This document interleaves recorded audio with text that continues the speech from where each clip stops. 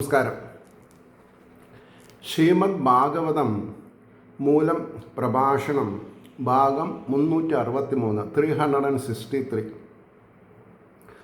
ഓം gum ഗണപതയേ നമഃ. ഓം some സരസ്വതേ സ്വാഹ. ഓം ശ്രീ ഗുരുഭ്യോ നമഃ. ഓം ശ്രീ രംഗനാഥ ശർമ്മണേ നമഃ. നാരായണ നാരായണ നാരായണ നാരായണ നാരായണ നാരായണ നാരായണ നാരായണ നാരായണ നാരായണ നാരായണ. ഓം ശ്രീകൃഷ്ണാർപ്പണമസ്തു. ഓം ശ്രീകൃഷ്ണായ പരബ്രഹ്മണേ നമഃ. ഓം ശ്രീകൃഷ്ണായ പരമാത്മനേ നമഃ. ഹരേ രാമ രാമ രാമ ഹരേ ഹരേ ഹരേ കൃഷ്ണ കൃഷ്ണ കൃഷ്ണ ഹരേ ഹരേ. ഓം ശ്രീ രുക്മിണി സത്യഭാമാ സമേത ശ്രീ ഗോപാലകൃഷ്ണസ്വാമിനേ നമഃ. ശ്രീമദ് ഭാഗവതം മൂലം ചതുർത്ഥസ്കന്ധം 9-ാം അധ്യായത്തിൽ 12-ാമത്തെ ശ്ലോകം മുതൽക്കാണ് ഇന്ന് പറയേണ്ടത്. ശ്ലോകം 12. തേന സ്മരന്ത്യതിതരാം പ്രിയമീശമർത്യം യേ ച അന്വത വസുത സുഹൃദ്ഗൃഹവിത്തധാരാ. ഇവിടെയാണ് ഈ പുത്രേഷണ ധാരേഷണ അർത്ഥേഷണ എന്നുള്ളത് വരുന്നത്. ഏഷണ ത്രയം എന്ന് പറയും. തേന സ്മരന്ത്യതിതരാം പ്രിയമീശമർത്യം യേ ച അന്വത സുത സുഹൃദ്ഗൃഹവിത്തധാരാം യേ ത്വഭക്തോ ത്വ അബ്ജനാഭ യേ ത്വം അബ്ജനാഭ ഭവദീയപദാരവിന്ദ സൗഗന്ധ്യലുബ്ധഹൃദയേഷു കൃതപ്രസംഗാ. ഇതാണ് ശ്ലോകം. അതിൻ്റെ വാക്കാർത്ഥം എങ്ങനെയാണ് വരുന്നത്? ഹേ പത്മനാഭ, അബ്ജനാഭ, ഹേ പത്മനാഭ, ഏതൊരുത്തർ അങ്ങയുടെ പാതാരവിന്ദത്തിൻ്റെ സൗരഭ്യത്തിൽ ആഗ്രഹമുള്ള ഹൃദയത്തോടു കൂടിയവരായിരിക്കണത്. ഭഗവാന്റെ തിരുപാദപത്മം എന്ന് പറയുമ്പോൾ പാദങ്ങളാകുന്ന താമരയാകുന്ന പാദങ്ങളുടെ ആ നിർമ്മലമായ വാസനയെ ഹൃദയത്തിൽ ധരിക്കാൻ ആഗ്രഹമുള്ളവർ, ചേർച്ചയുള്ളവരായിരിക്കുന്നുവോ, കൂടിയവരിൽ ചേർച്ചയായിരിക്കുന്നുവോ, അവർ ഈശ്വര പ്രിയമായിരിക്കുന്ന ദേഹത്തെയും ഇതിനെ സംബന്ധിച്ചിട്ടുള്ള പുത്രന്മാർ, സുഹൃത്തുക്കൾ, വീടുകൾ, ധനങ്ങൾ, ഭാര്യ ഇവരെയും അധികം സ്മരിക്കുന്നില്ലാതാ. അപ്പം നിങ്ങൾക്ക് അതൊരു പൊല്ലാപ്പായിട്ട് നിങ്ങൾ വിചാരിക്കും, എന്തിനാ ഭാഗവതം ഇങ്ങനെ. അവിടെയാണ് പ്രശ്നം. ആവശ്യത്തിന് സ്മരിക്കാം, അതിര് കടന്ന് സ്മരിക്കരുതെന്ന. മക്കളെ പറ്റിയിട്ടും വീടിനെ പറ്റിയിട്ടും സ്വന്തക്കാരെ പറ്റിയിട്ടും. കാരണം എന്താ? അവരുടെ വെൽബീയിങ്സ് നമ്മുടെ കയ്യിലാണോ? അല്ല. അവരുടെ ആയുസ്, അവരുടെ ആരോഗ്യം, അവരുടെ ബുദ്ധി, അവരുടെ കർമ്മകുശലത, ഇതൊന്നും നമ്മുടെ അല്ല. അത് പറഞ്ഞാൽ നമുക്ക് ദേഷ്യം വരും. ദേഷ്യപ്പെട്ടിട്ട് എനിക്ക് യാതൊരു കാര്യമില്ല, ഒരു ഗുണവുമില്ല, ദോഷവുമില്ല. അപ്പം നമ്മൾ സ്വന്തം എന്ന പദത്തിന് എന്തർത്ഥം എന്നുള്ള ചോദ്യമുണ്ട്.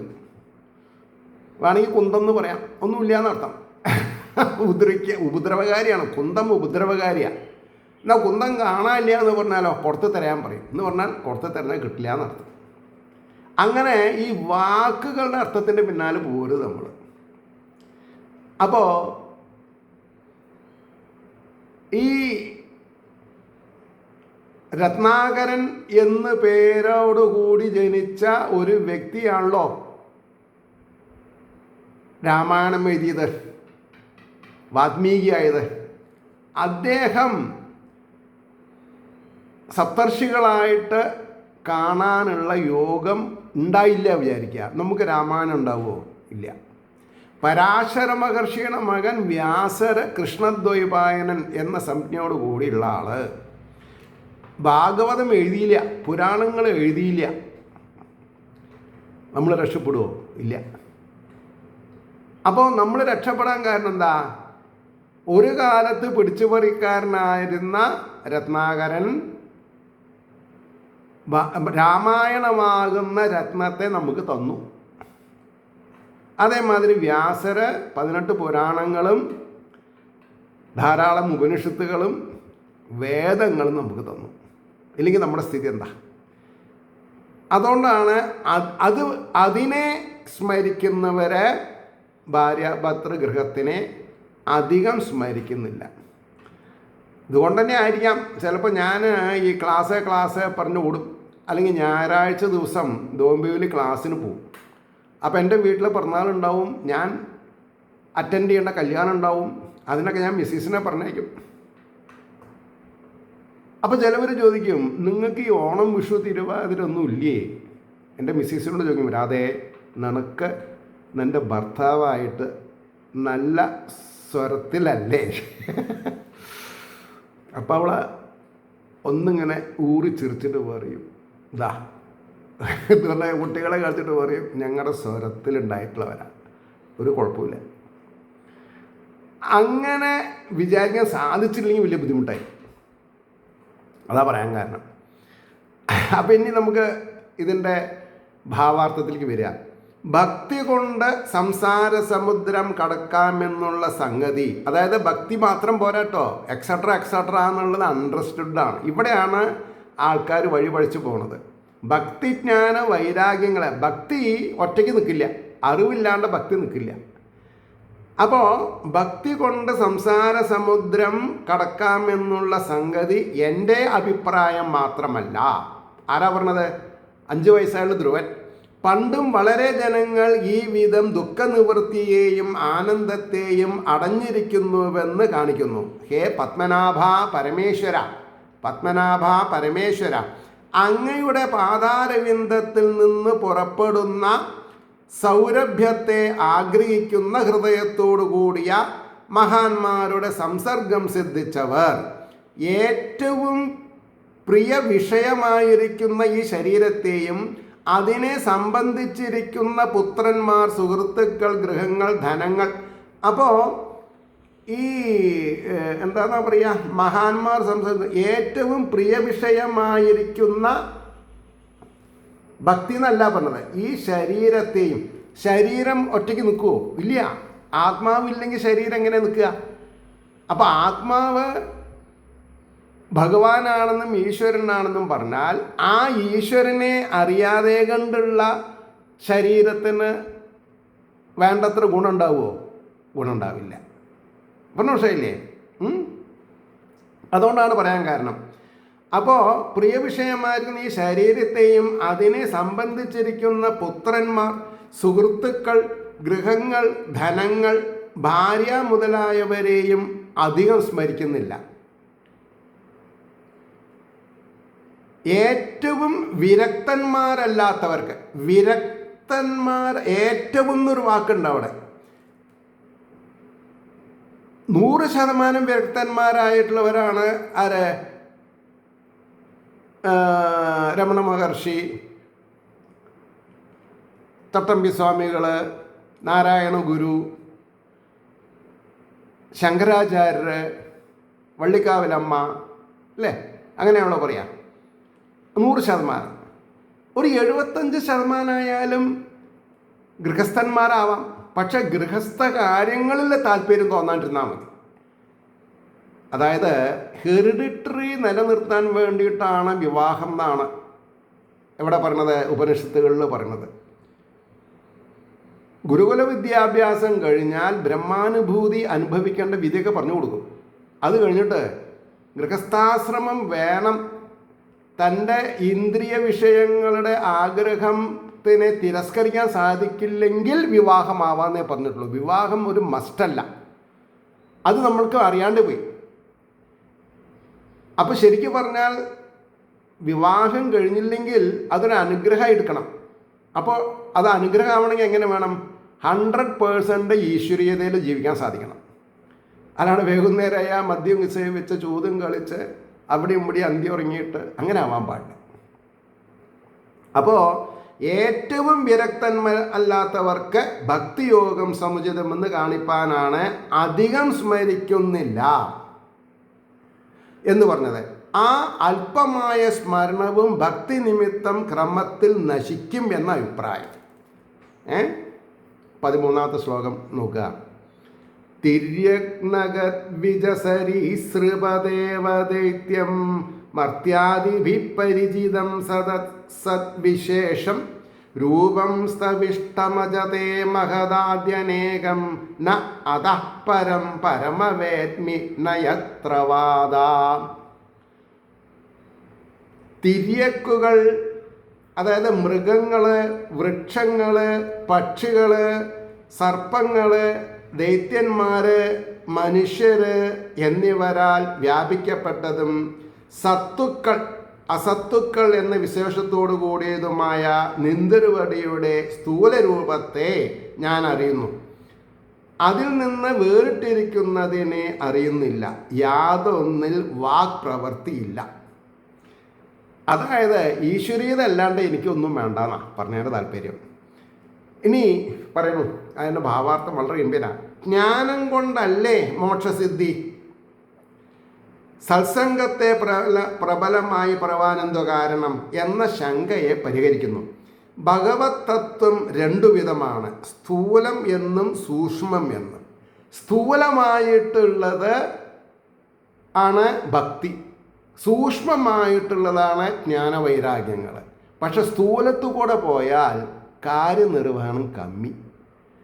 രണ്ടാമത്തെ കൂടെ പോയാലോ പെട്ടെന്നാവും ചെയ്യും. ഇനി നിങ്ങൾക്ക് ഏതാ വേണ്ടത് സ്വീകരിക്കാം. അപ്പോൾ ഇതിൽ സ്ഥൂലത്തെ മാത്രമല്ലാതെ സൂക്ഷ്മത്തെ അറിയുവാൻ പ്രയാസമാകയാൽ ജ്ഞാനദ്വാര മോക്ഷം പ്രാപ്തി സുഖകരമല്ലെന്ന അഭിപ്രായത്തോടുകൂടെ സുഖകരം എന്നല്ല സുഖകരം അല്ലെന്ന അഭിപ്രായത്തോടെ പറയുന്നു. ജന്മാദി വികാരങ്ങളിൽ നിന്നും വേറിട്ടിരിക്കുന്ന ഹേ പരമ, മൃഗാദികൾ, വൃക്ഷങ്ങൾ, പക്ഷികൾ, സർപ്പങ്ങൾ, ദേവന്മാർ, അസുരന്മാർ എന്നിങ്ങനെ പല രൂപങ്ങൾക്കും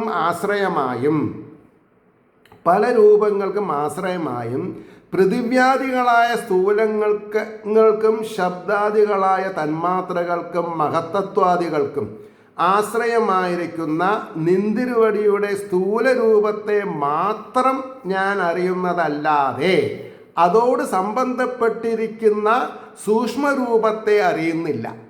കാരണം കുട്ടിയല്ലേ, 5 വയസ്സല്ലേ ആയിട്ടുള്ളൂ. അതോട് സംബന്ധപ്പെടാതിരിക്കുന്ന സൂക്ഷ്മരൂപത്തെ അറിയുന്നില്ല. ആ സൂക്ഷ്മരൂപത്തെ വേദം കൂടെ വ്യക്തമാക്കുന്നില്ല. വേദം കൂടി ആക്കാൻ പറ്റില്ല. അതിനാൽ ജ്ഞാനദ്വാര മോക്ഷം സാധിക്കുക എന്നത് എന്നെ പോലെയുള്ളവർക്ക് സുഖകരമല്ലെന്ന് സാരം. പക്ഷെ അവിടെ നിൽക്കരുത്. ഇത് സുഖകരമല്ല എന്ന് വിചാരിച്ച് നമ്മളവിടെ നിൽക്കരുത്. നിന്നാൽ നമ്മൾ എവിടെ എത്തില്ല. അവിടെയാണ് പ്രശ്നം. അപ്പോൾ ഗുണലക്ഷണങ്ങൾ ഉള്ളതിനെ മാത്രമേ വാക്കുകൊണ്ട് വ്യവഹരിപ്പാൻ കഴിയുള്ളൂ. സർവലക്ഷണ വിലക്ഷണവും ഗുണാതീതവുമായിരിക്കുന്ന അങ്ങയുടെ അവ്യക്ത സ്വരൂപത്തിൽ വാക്കിനും മനസ്സിനും പ്രവേശമില്ലാത്തതിനാൽ അതിൻ്റെ ജ്ഞാനം സുഗമമല്ലെന്ന് യഥോവാചോ നിവർത്തന്തേ അപ്രാപ്യ മനസാ സഹ എന്നുള്ള വേദവചനത്താൽ നിർണയിക്കപ്പെട്ടിരിക്കുന്നതിനെ ഇവിടെ സൂചിപ്പിച്ചു. അത് അവിടേക്ക് പോകണ്ടെന്നല്ല പറഞ്ഞത്. ശ്രദ്ധിക്കണം, പോണം, ത്വരിത വേണം. അവിടെയാണ്.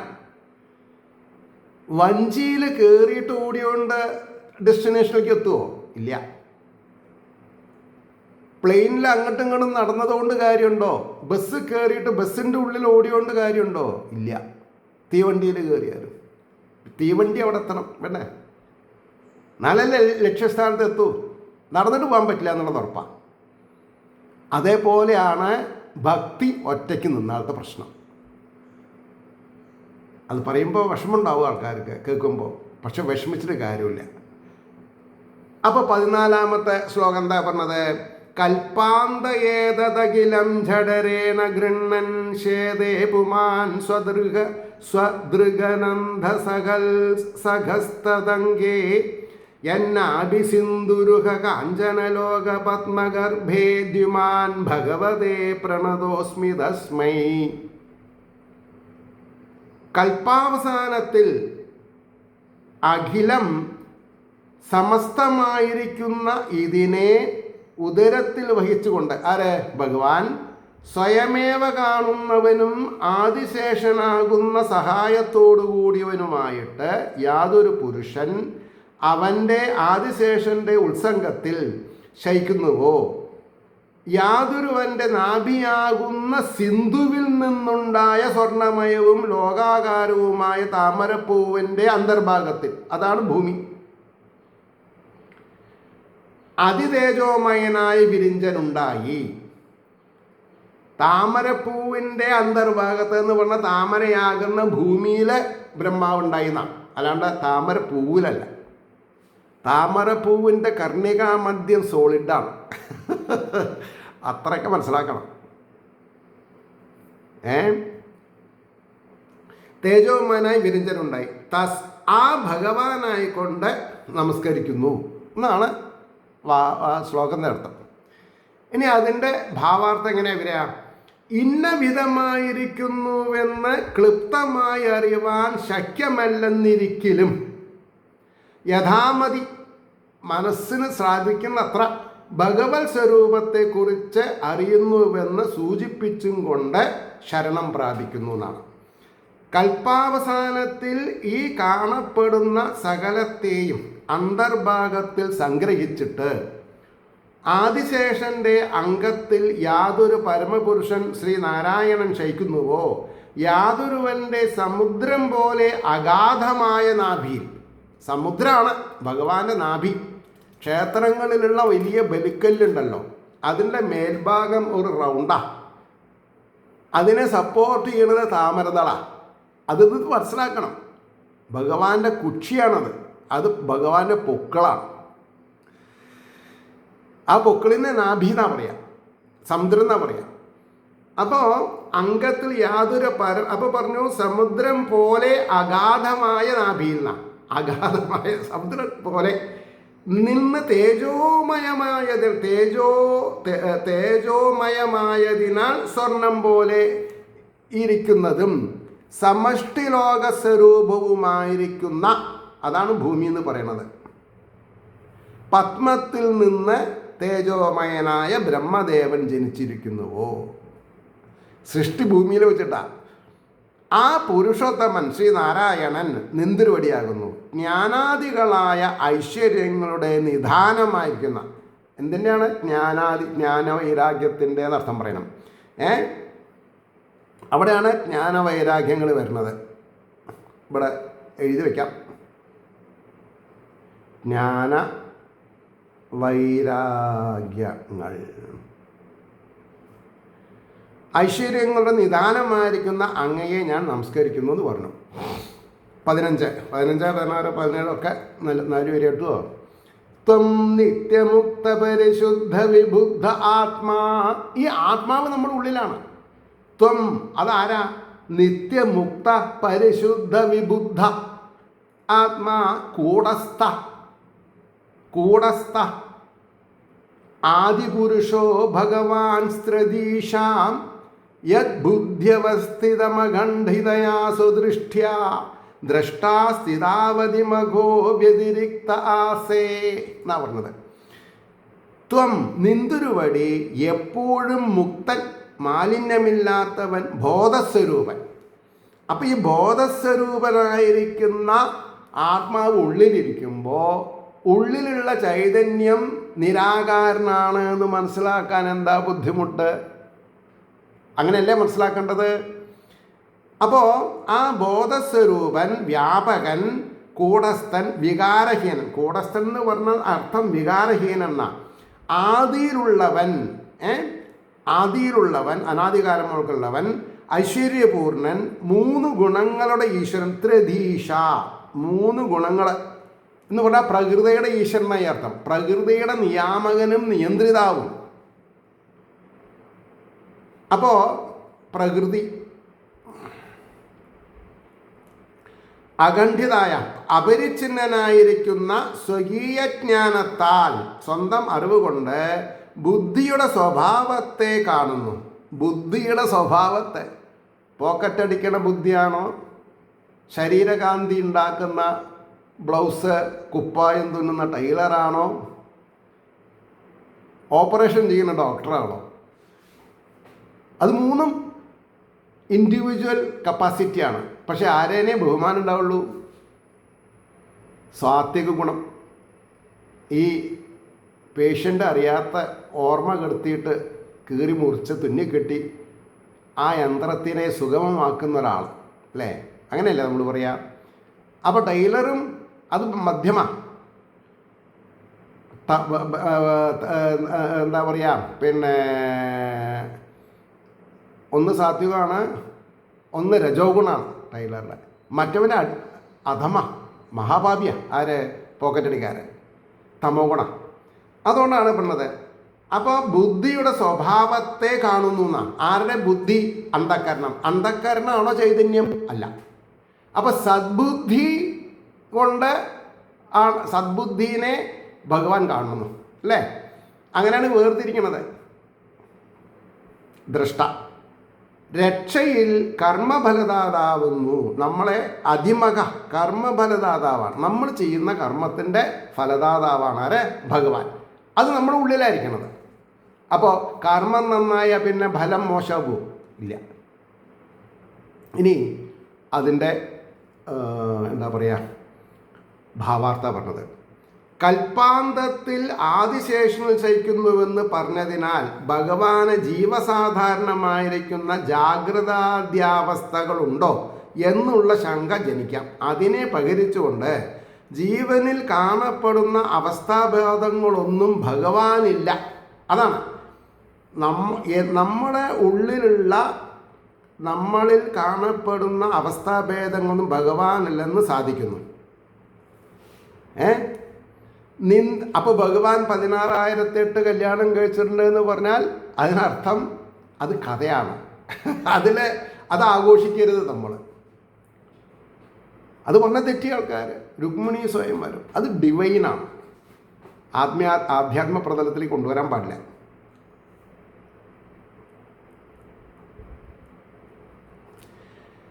അപ്പോൾ നിന്ദുരുവടി എപ്പോഴും മുക്തനാകുന്നു. അവിദ്യ നിമിത്തമുള്ള ബന്ധം ഒരു കാലത്തും ഇല്ലാത്തവനാകുന്നു.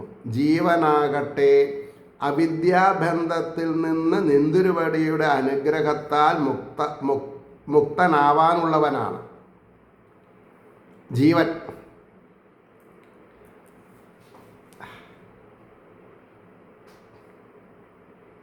അപ്പോൾ ഇവിടൊക്കെ ഒരു കുരുട്ടുബുദ്ധി വന്ന ബുദ്ധിമുട്ടായി.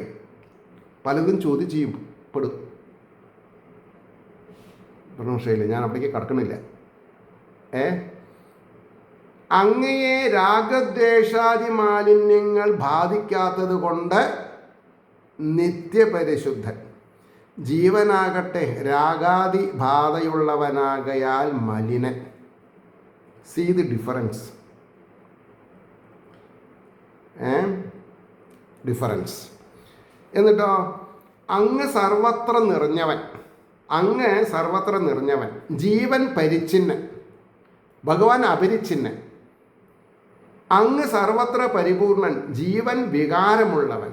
അങ്ങ് നിർവികാരൻ, ആദിയില്ലാത്ത പുരുഷൻ. ജീവനാകട്ടെ അങ്ങയിൽ നിന്നുണ്ടായിരിക്കയാൽ ആദിയുള്ളവൻ. അങ്ങ് എന്താ പറഞ്ഞത്?